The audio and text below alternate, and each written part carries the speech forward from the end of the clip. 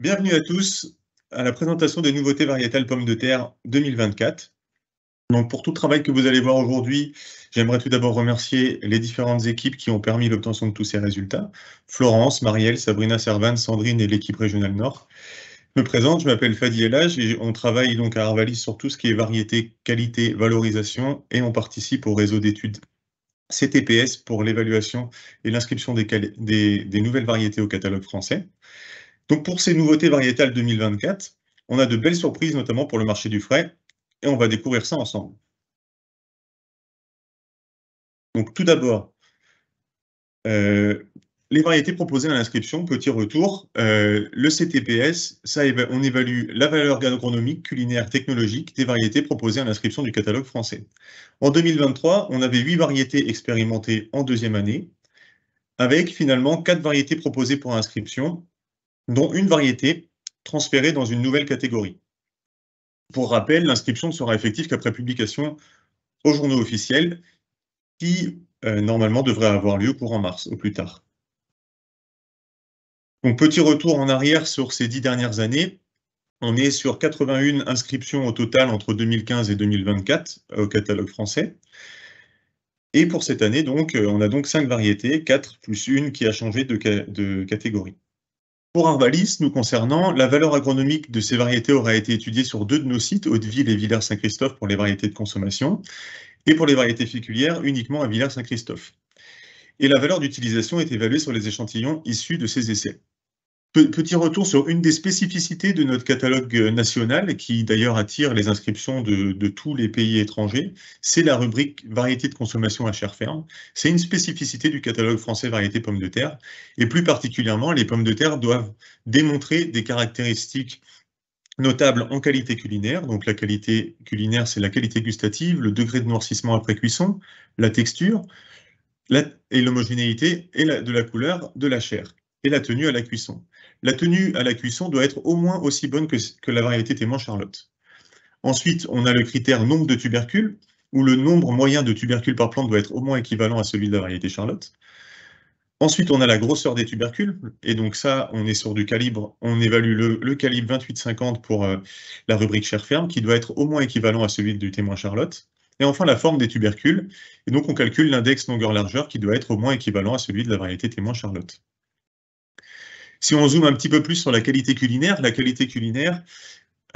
donc la tenue à la cuisson, elle est évaluée pour être au moins aussi bonne que la variété témoin Charlotte. La qualité gustative peut valoir 1 à 3 à 4 points, avec comme témoin de mauvais goût à Kersegan, le témoin de référence Binch et Charlotte, en témoin aussi.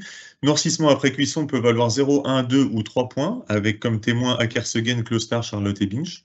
Et enfin, la texture et l'homogénéité de la chair, qui peut valoir 0, 1 ou 2 points, et le témoin, c'est Binch. Ça donne une note globale pour la qualité culinaire qui est de 8 ou 9 points. Et donc, c'est l'une des spécificités majeures de notre rubrique à chair ferme. Donc, commençons par les variétés à chair ferme pour l'année 2024. Donc, tout d'abord, la variété Cerisa, qui a eu une première inscription en 2010 et qui, après 2 ans d'expérimentation, donc a retenté la rubrique chair ferme et qui l'a obtenue. Donc, c'est une variété demi-précoce, avec pour obtenteur Agrico et le représentant français des Mazières. On a aussi cette année, en nouvelle inscription et en exclusivité du coup du catalogue français, Chanel et Sésame, qui sont de l'obtenteur Grossepp et qui sont respectivement des variétés très précoces à précoces et demi-précoces. Si on regarde un peu les rendements au sein du réseau GBS, donc Cerisa a fait 70% du témoin composite. Le témoin composite, c'est la somme des variétés Binch, Désirée, Charlotte et Mona Lisa divisé par 4. Elle a fait 74% de Charlotte et 69% de Binch. Chanel, elle, a fait 106% du témoin composite, 111% de Charlotte et 103% de Binch. Quant à Sésame, 105% du témoin composite, 112% de Charlotte et 104% de Binch. Donc, zoomons un petit peu plus sur les variétés. On va commencer par la variété Cerisa. Donc, Cerisa, c'est une variété de forme oblongue allongée à allongée, une variété assez régulière avec des yeux superficiels à très superficiels. Elle a une peau rouge intense, lisse, de bel aspect et à chair jaune. Elle fait des tubercules, elle fait une assez faible proportion de tubercules de gros calibre. Elle est moyennement sensible à la gale commune et elle est sensible à très sensible au choc de type fracture. Ceriza, si on fait le bilan pour ses points forts et points faibles, donc en point fort, elle a l'aspect du tubercule, elle a des résistances au virus de l'enroulement, au virus X, au virus A, au Nematodacis globodera rostoquensis. Elle a une bonne à très bonne conservation et une qualité culinaire et gustative bonne. À très bonne. Ensuite, on passe à Chanel. Chanel, c'est une variété de forme oblongue allongée à allongée, avec des tubercules de forme régulière à très régulière, des yeux superficiels à très superficiels. C'est une variété à peau jaune, lisse, de bel aspect, et qui présente une chair jaune pâle. Elle fait une assez faible proportion de tubercules de gros calibre. Elle est assez sensible à la gale commune et elle est sensible au choc de type fracture. Je vous laisse découvrir les différents rendements qu'elle a fait dans les différentes classes de calibre. Ce sera des éléments qui seront disponibles pour toutes les variétés dans le document que vous pourrez télécharger.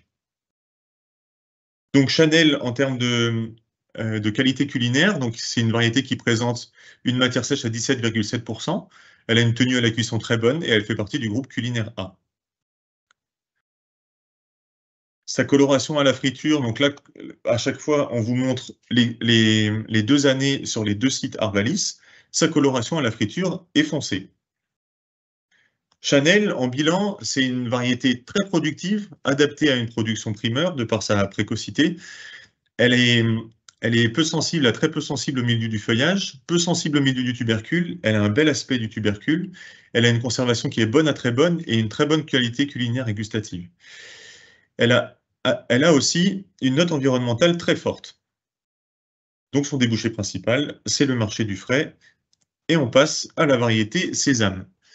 La variété sésame, c'est une variété de forme oblongue allongée à allongée, avec des tubercules de forme régulière, avec des yeux superficiels à très superficiels, à peau jaune, lisse, de bel aspect et à chair jaune pâle. Elle fait, elle aussi, une assez faible proportion de tubercules de gros calibre. Elle est sensible à la gale commune et peu sensible au choc de type fracture. À nouveau, vous pourrez observer et regarder plus attentivement les différents rendements par classe de calibre en fonction des sites Arvalis. Selon la qualité culinaire, évaluée sur le réseau, elle a montré une matière sèche à 20%, une très bonne tenue à la cuisson, et elle fait partie, elle aussi, du groupe culinaire A. Sa coloration à la friture est assez foncée, et en bilan pour la variété sésame, donc c'est une variété qui est productive à très productive, avec un bel aspect du tubercule, elle est peu sensible au milieu du feuillage, elle est assez sensible au milieu du tubercule, elle est peu sensible assez peu sensible au milieu du tubercule, pardon. Elle est peu sensible au virus Y. Elle est résistante au Nematodacis globodera rostoquensis. Elle a une bonne conservation et une très bonne qualité culinaire et gustative. En note environnementale, elle aussi présente une note environnementale très forte. On en a fini pour les variétés de consommation à chair ferme. On peut maintenant passer pour les variétés de consommation qui auront pour destination, elles aussi, le marché du frais. Donc tout d'abord, on a la variété millésime, obtenue par le gros cep de précocité moyenne, et la variété Minette, obtenue par la société Bernard, qui elle aussi est une variété de précocité moyenne. En termes de rendement, elles ont fait respectivement 117 et 107% du témoin composite, et 105% et 100% du témoin binge. On commence par millésime, donc c'est une variété de forme oblongue à oblongue allongée. Elle fait des tubercules de forme régulière à très régulière, des yeux superficiels à très superficiels. C'est une variété à peau jaune, lisse, de bel à très bel aspect et à chair jaune pâle. Elle fait une assez forte proportion d'un tubercule de gros calibre. Elle est assez peu sensible à la gale commune et elle est peu sensible au choc de type fracture. De la même manière, pour ces variétés-là, vous pourrez à la fois regarder les différents rendements dans les différentes classes de calibre en fonction des sites Arvalis. Sur l'ensemble du réseau CTPS, elle a montré une qualité culinaire avec une très bonne tenue à la cuisson, une matière sèche à 20%, et elle fait partie du groupe culinaire A. En termes de coloration à la friture, elle a une coloration à la friture assez foncée. Et en bilan, c'est une variété très productive avec un bel aspect du tubercule. Elle est peu sensible à très peu sensible au milieu du feuillage, assez peu sensible au milieu du tubercule. Elle a une bonne à très bonne conservation, un repos végétatif assez long et une qualité culinaire et gustative très bonne, avec également une note environnementale très forte. Et un débouché principal attendu, marché du frais. Et enfin, Minette, c'est une variété de forme oblongue allongée à allongée, avec des tubercules de forme régulière, des yeux superficiels à très superficiels. C'est une variété à peau jaune, lisse, de bel aspect et à chair jaune pâle. Elle fait, elle, une assez forte proportion de tubercules de gros calibre. Elle est moyennement sensible à la gale commune et elle est peu sensible au choc de type fracture. De la même manière, vous pourrez constater les différents rendements dans les classes de calibre. En termes de qualité culinaire, elle a montré donc sur l'ensemble du réseau une matière sèche à 17,8%, une tenue à la cuisson qui est très bonne, et elle fait elle aussi partie du groupe culinaire A. En termes de coloration à la friture, elle a une coloration à la friture assez foncée. Et en bilan, récapitulatif pour la variété Minette, donc c'est donc une variété très productive, avec un bel aspect du tubercule. Elle est résistante au Nematodakis globodera rostokiensis. Elle a une bonne à très bonne conservation. Elle a un repos végétatif long à très long. Et enfin, elle a une très bonne qualité culinaire et gustative. Et son débouché principal, c'est le marché du frais. Enfin, on peut regarder une autre spécificité du catalogue français qui est la valeur environnementale. Qu'est-ce que c'est que la valeur environnementale pour le CTPS? C'est une attribution de bonification ou de pénalité en fonction de la réduction ou de l'augmentation potentielle du nombre de traitements fongicides. Et donc, on l'estime principalement avec la sensibilité au milieu du feuillage et au milieu du tubercule, et une bonification pour les variétés possédant la double résistance aux nématodakis, à savoir Globodera rostokiensis et Globodera pallida. Donc la note environnementale est notée de -2 très faible à +8 très forte. Et donc pour cette année, les variétés Minette et Cerisa ont une note environnementale faible, et les variétés Chanel, Millésime et Sésame ont une note environnementale très forte, et 2 variétés sont venues chercher uniquement cette note environnementale en évaluation, et donc Ladyjane et Acoustique de l'obtenteur meilleur ont obtenu, elles aussi, une note environnementale très forte. Ce qui permet à ces variétés-là, donc les 5 dernières que je viens de citer, Chanel, Millésime, Sésame, Acoustique et Ladyjane, d'être inscrits sur les listes CEPP. Qu'est-ce que c'est que les listes CEPP? Il y en a 2. Une liste CEPP, c'est la liste des variétés qui sont peu sensibles au milieu du feuillage, donc avec des notes 7, 8 et 9, et avec une note de valeur environnementale allant de 5 à 7. Ça, c'est pour la première liste. Cette liste permet une économie d'IFT envisagée de 30%. La deuxième liste concerne les variétés qui peu sensibles au milieu du feuillage, donc avec une note de 6, et avec une note environnementale allant de 4 à 5, qui permet sur cette liste, donc, que vous voyez tout à droite, d'avoir une économie d'IFT envisagée de 20%. Donc les 5 variétés inscrites en 2004 sur la liste CEPP sont inscrites sur la liste principale à 30%.